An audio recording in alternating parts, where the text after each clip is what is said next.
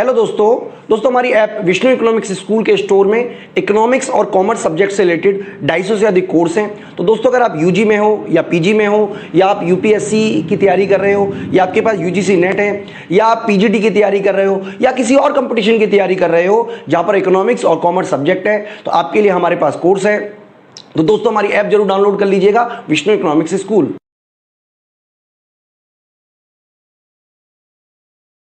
Hello everyone, welcome to today's session. I am Kajol and in this video we are going to discuss Limited Liability Partnership Act 2008.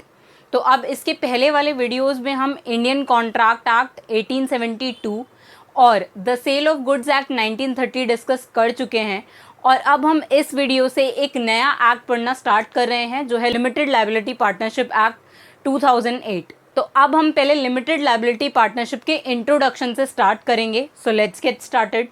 तो अब यहाँ पे introduction to limited liability partnership में हम 4 points में इसको समझेंगे। तो अब यहाँ पे फर्स्ट पॉइंट है formed on the recommendation of the Abid Hasan committee.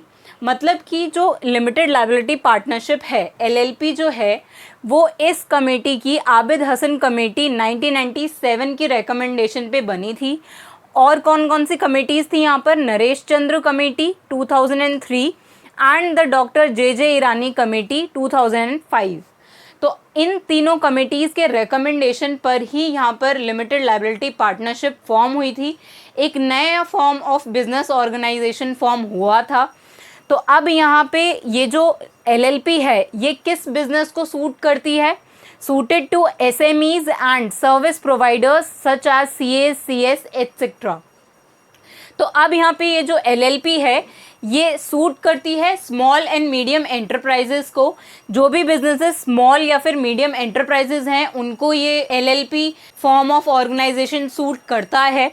और यहाँ पे जो सर्विस प्रोवाइडर्स हैं जो CA, CS या फिर कॉस्ट अकाउंटेंट सर्विसेज हैं, अगर कोई ऐसी सर्विस प्रोवाइडर बिजनेस है तो उसके लिए भी LLP फॉर्म ऑफ बिजनेस जो है वो फ्रूटफुल होता है। तो इन्हीं के लिए ये बेस्ट सूटेड है, SMEs के लिए और सर्विस प्रोवाइडर्स के लिए।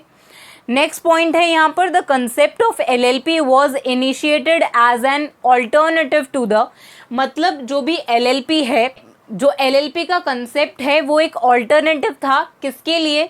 To the traditional partnership form. जो भी पार्टनरशिप फॉर्म से हम समझते हैं कि यहाँ पे पार्टनर्स जो हैं उनकी लायबिलिटी जो है वो अनलिमिटेड होती है और उसके बाद वो बिजनेस करते हैं, वहाँ पे फॉर्म होती है एक।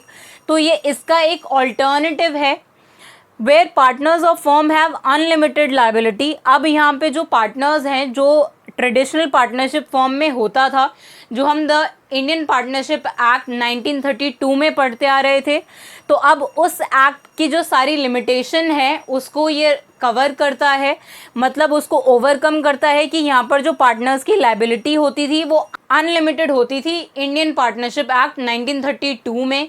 लेकिन यहाँ पर जो LLP के अंदर जैसे ही लिमिटेड लायबिलिटी पार्टनरशिप, इसका नाम ही है कि यहाँ पर जो पार्टनर्स की लायबिलिटी है वो लिमिटेड होगी, तो ये एक बेटर ऑल्टरनेटिव है ट्रेडिशनल पार्टनरशिप फॉर्म का। तो अब और किसका ऑल्टरनेटिव है? ये इनकॉर्पोरेटेड कंपनी, ये कंपनी का भी ऑल्टरनेटिव है which is burdened with state based governance structure. अब कंपनीज में जो गवर्नेंस स्ट्रक्चर है वो ही ओवरबर्डन्ड होता था, तो उसके लिए भी ये एक ऑल्टरनेटिव है लिमिटेड लायबिलिटी पार्टनरशिप कि यहाँ पर सारी एडवांटेजेस हैं पार्टनरशिप फर्म की और कंपनी की भी, और ये पार्टनरशिप फर्म की भी जो लिमिटेशंस हैं उसको ओवरकम करता है क्योंकि यहाँ पर जो लायबिलिटी है पार्टनर्स की वो लिमिटेड होती है और यहाँ पे कंपनीज के जो सारे एडवांटेज हैं वो यहाँ पर मिलते हैं LLP को। यहाँ पर जो इनकॉर्पोरेशन ऑफ LLP है वो इजी होता है, लेकिन इसमें बेनिफिट्स जो हैं वो कंपनी के सारे बेनिफिट्स मिलते हैं क्योंकि हम लिमिटेड लायबिलिटी पार्टनरशिप को एक सेपरेट लीगल एंटिटी मानते हैं जैसे हम एक कंपनी को मानते थे। तो अब नेक्स्ट पॉइंट है यहाँ पर LLP permits individual partners to be separated from joint liability. मतलब यहाँ पर जो लिमिटेड लायबिलिटी पार्टनरशिप है इसमें पार्टनर्स को, इंडिविजुअल पार्टनर्स को ये परमिट किया जाता है, उनको ये राइट दिया जाता है कि वो एक सेपरेट हो सकते हैं किसी भी एक जॉइंट लायबिलिटी से, कि अगर 2 पार्टनर्स हैं और उनकी एक जॉइंट लायबिलिटी है किसी भी एक एक्सटर्नल ऑब्लिगेशन को लेकर, तो उसमें यहाँ पर जो पार्टनर है, इंडिविजुअल पार्टनर अपने आप को सेपरेट कर सकता है उस लाइबिलिटी से। Of any partners business decision, मतलब किसी भी एक, अगर मान लेते हैं 2 पार्टनर्स हैं यहाँ पर और किसी भी एक पार्टनर ने कोई बिजनेस डिसीजन लिया है, तो कोई जो दूसरा पार्टनर होगा वो अपने आप को अलग कर सकता है उस बिजनेस डिसीजन से जो भी एक पार्टनर ने लिया है, और उसके अगेंस्ट कोई लाइबिलिटी अराइज हो रही है तो दूसरा पार्टनर उसको अपने आप से सेपरेट कर सकता है कि उस लाइबिलिटी को फुलफिल करने के लिए वो पर्टिकुलर पार्टनर जो है वो लायबल नहीं होगा। तो ऐसे प्रिविलेजेस भी यहाँ पर लिमिटेड लाइबिलिटी पार्टनरशिप में मिलते हैं। नेक्स्ट है यहाँ पर a hybrid entity between a company and partnership, मतलब कि ये कंपनी और पार्टनरशिप का ही, पार्टनरशिप फर्म और कंपनी का ही एक हाइब्रिड है। इन्हीं दोनों के एडवांटेजेस को मिक्स करके लिमिटेड लायबिलिटी पार्टनरशिप बनाया हुआ है। ये कंपनी के एडवांटेजेस जो हैं वो लेता है और एक पार्टनरशिप फॉर्म में जो डिसएडवांटेजेस थे उनको ओवरकम करता है कि यहाँ पर जो है पार्टनर्स की लायबिलिटी अनलिमिटेड होती थी, लेकिन एलएलपी में जो है वो पार्टनर्स की लायबिलिटी लिमिटेड होती है।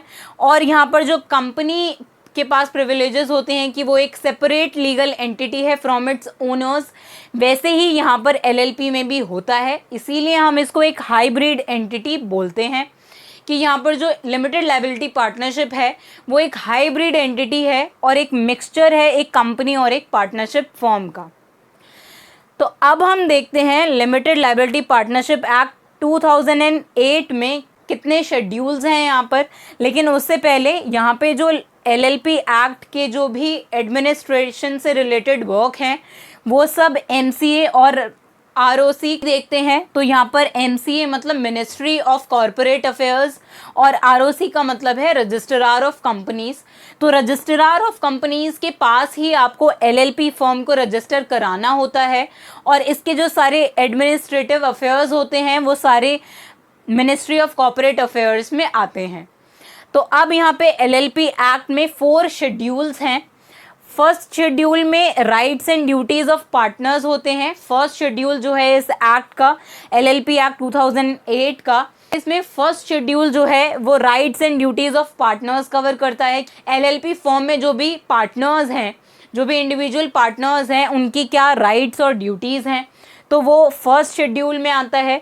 सेकेंड शेड्यूल में conversion of firm into LLP आता है कि कैसे भी हम एक फर्म को एलएलपी में कन्वर्ट कर सकते हैं। थर्ड शेड्यूल में आता है प्राइवेट कंपनी इनटू एलएलपी कि कैसे हम एक प्राइवेट कंपनी को एक एलएलपी में कन्वर्ट कर सकते हैं। फोर्थ शेड्यूल में आता है unlisted private company into LLP कि कैसे एक अनलिस्टेड प्राइवेट कंपनी को हम कन्वर्ट कर सकते हैं एक एलएलपी फॉर्म के अंदर। तो यही यहाँ पर एलएलपी एक्ट 2008 में कवर होते हैं ये 4 शेड्यूल्स, जिसमें राइट्स एंड ड्यूटीज़ भी हैं और कैसे कन्वर्जन हो सकता है एक फर्म प्राइवेट कंपनी और एक अनलिस्टेड प्राइवेट कंपनी का एक एलएलपी फर्म के अंदर। तो ये तो हमने देखा कि क्या इंट्रोडक्शन है लिमिटेड लायबिलिटी पार्टनरशिप का, कि हम क्या समझते हैं एक लिमिटेड लायबिलिटी पार्टनरशिप से, जिसमें हमने देखा कि 3 कमिटीज़ की रिकमेंडेशन पे ये फॉर्म हुई है।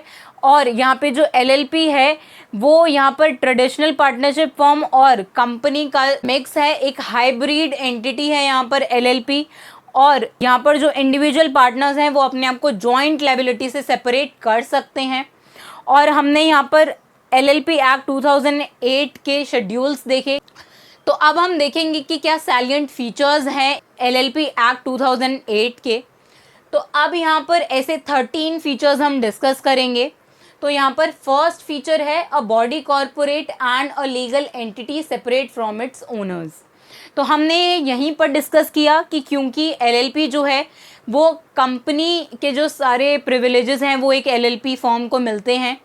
तो यहाँ पर यही एलएलपी एक्ट 2008 बोलता है कि जो एलएलपी है वो एक बॉडी कॉर्पोरेट है जैसे एक कंपनी होती है, और यहाँ पर भी ये एक कंपनी की तरह सेपरेट लीगल एंटिटी है फ्रॉम इट्स ओनर्स। जैसे कंपनी होती है वो भी एक सेपरेट लीगल एंटिटी होती है, वैसे ही एक एलएलपी फॉर्म भी होती है। नेक्स्ट है यहाँ पर एनी 2 और more persons with an intention to carry on a lawful business, मतलब 2 या 2 से ज़्यादा लोग अगर वो एक लॉफुल बिजनेस करना चाहते हैं प्रॉफिट अर्न करने के लिए, तो वो लोग जो हैं एलएलपी फॉर्म कर सकते हैं और उसको एलएलपी को रजिस्टर करवा सकते हैं रजिस्ट्रार ऑफ कंपनीज के साथ। तो ऐसे ही एक एलएलपी फॉर्म जो है वो फॉर्म हो सकती है। नेक्स्ट है LLP will have perpetual succession. इसका मतलब है जैसे एक कंपनी परपेचुअल सक्सेशन होती है जो अनफॉर्सीन फ्यूचर के लिए चलती रहती है, कंपनी को भी इसीलिए इनकॉर्पोरेट नहीं किया जाता कि उसको हमें फ्यूचर में बंद करना पड़ेगा, बल्कि उसको इसीलिए फॉर्म किया जाता है क्योंकि एक कंपनी जो है वो अनफॉर्सीनेबल फ्यूचर के लिए चलती रहेगी। तो इसीलिए यहाँ पर जो एलएलपी है, जैसे हमने डिस्कस किया था कि वो कंपनी के सारे प्रिविलेजेस जो हैं वो शेयर करती है कंपनी के साथ, तो ऐसे ही यहाँ पर एलएलपी भी जो है वो एक परपेचुअल सक्सेशन होती है, वो भी एक अनफॉर्सीनेबल फ्यूचर के लिए चलती रह सकती है। नेक्स्ट है LLP will be liable to the full extent of its assets with the liability of the partners being limited to their contribution in the LLP. अब इसका मतलब है कि यहाँ पर जो एलएलपी है वो लायबल होगी एसेट्स के लिए, और उसकी जो लायबिलिटी होगी वो पार्टनर्स की जो लायबिलिटी है वहाँ पर एलएलपी में, वो उन पार्टनर्स की लायबिलिटी जो है वो उसी एक्सटेंट तक होगी, उसी हद तक होगी जितना उन्होंने कंट्रीब्यूशन किया है। तो इसीलिए यही मेन फीचर है यहाँ पर कि जो लायबिलिटी है पार्टनर्स की वो कहाँ तक लिमिटेड है, जहाँ तक उन्होंने कंट्रीब्यूट किया है। तो अब नेक्स्ट है यहाँ पर no partners would be liable on account of the independent और unauthorised action of other partners. मतलब अब यहाँ पर जो दो पार्टनर्स होंगे एक एलएलपी में, वो भी एक दूसरे की लायबिलिटी से इंडिपेंडेंट होंगे। इसका मतलब है कि अगर ऐसा होता है कि कोई भी एक पार्टनर जो है वो कोई अनलॉफुल एक्टिविटी करता है, तो उसके बिहाफ पर कोई भी दूसरा पार्टनर जो है वो लायबल नहीं माना जाएगा। तो वो पार्टनर जिसने कोई भी अनलॉफुल एक्टिविटी करी है वो ही अपने एक्शंस के लिए लायबल होगा। कोई भी दूसरा पार्टनर जो है, no other partner will be liable for another partner's liability. जो भी उसके एक्शंस की वजह से, एक पार्टनर के एक्शन की वजह से कोई भी लायबिलिटी अराइज हुई है, तो उसके लिए कोई दूसरा पार्टनर जो है वो लायबल नहीं होगा। तो इसीलिए यहाँ पर बोला है कि पार्टनर इंडिपेंडेंट होंगे और कोई भी अनऑथराइज एक्शन अगर किसी दूसरे पार्टनर ने लिया है तो उस एक्शन से जो दूसरा पार्टनर है वो अपने आप को अलग कर सकता है। नेक्स्ट है यहाँ पर liability of partners will be unlimited if they commit fraud. मतलब अगर ऐसा होता है कि वहाँ पर लॉफुल बिजनेस नहीं हो रहा है, मतलब फर्स्ट फीचर में ही हमने देख लिया था यहाँ पर कि वहाँ पर लॉफुल बिजनेस करने की इंटेंशन होनी चाहिए, तो वैसे ही अगर यहाँ पर कोई भी पार्टनरशिप फॉर्म अगर है, कोई भी एलएलपी अगर कोई भी अनलॉफुल एक्टिविटी परफॉर्म करने के लिए होती है या कोई भी फ्रॉडुलेंट एक्टिविटी परफॉर्म करने के लिए फॉर्म की जाती है कोई भी एलएलपी फॉर्म, तो उस केस में हम ये नहीं कह सकते कि वहाँ पर भी पार्टनर्स की लायबिलिटी लिमिटेड होगी।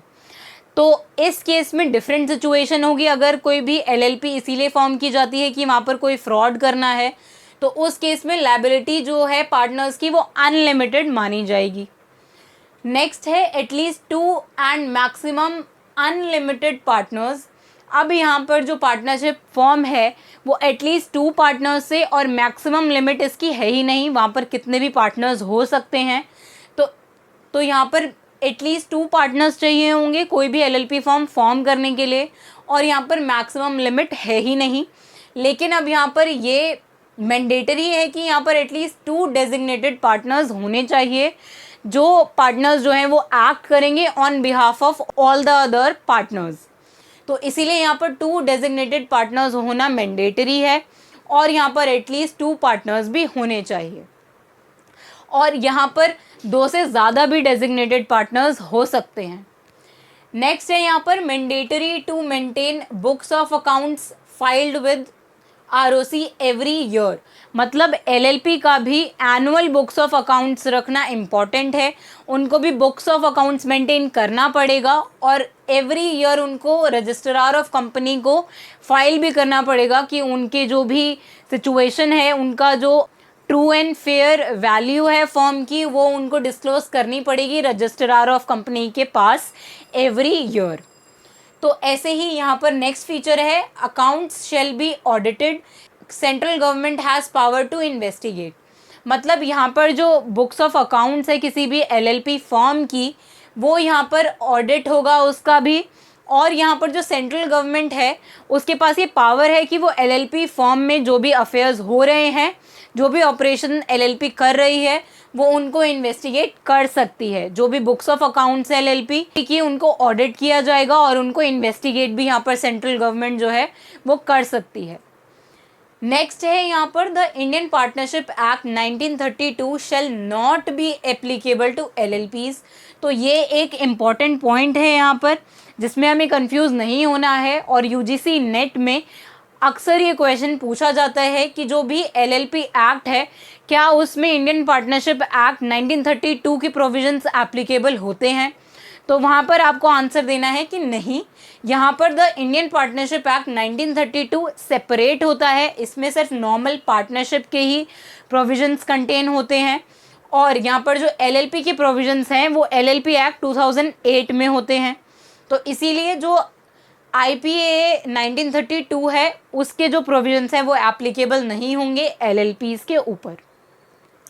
नेक्स्ट है यहाँ पर tax issues of LLP shall be addressed under the income tax act 1961। तो जो एलएलपी के टैक्स प्रोविजंस हैं, टैक्स इश्यूज हैं, वो इनकम टैक्स एक्ट 1961 में ही कंसिडर होंगे। उसी के प्रोविजंस एलएलपी के लिए भी एप्लीकेबल होंगे सेपरेटली। तो अब यहाँ पर the finance act 2009 has laid tax provisions for LLP. अब यहाँ पर जो फाइनेंस एक्ट 2009 है वही उसके प्रोविजंस जो है टैक्स प्रोविजन उसी के एप्लीकेबल होंगे एलएलपी के ऊपर भी। लास्ट फीचर है एलएलपी का, every LLP will have a LLP identification number.